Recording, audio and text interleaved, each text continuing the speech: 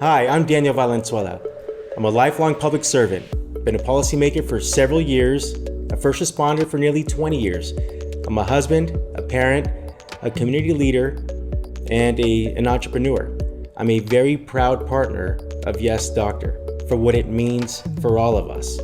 I wear my YesDoctor Remote Patient Monitor because I'm taking control of my health. We as a community, we're reminded every day more than ever that our health is something that should never be taken for granted. There's power in information, as they say, and this is what power looks like.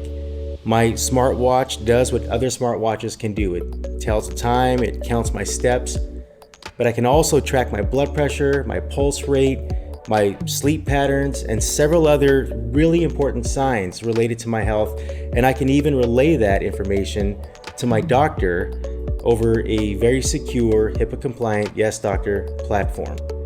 This is what power looks like. I am a proud partner because of what it means to the community. I wear the watch myself because of what it means for my family. YesDoctor allows us all, using technology and innovation, to get the most of our health.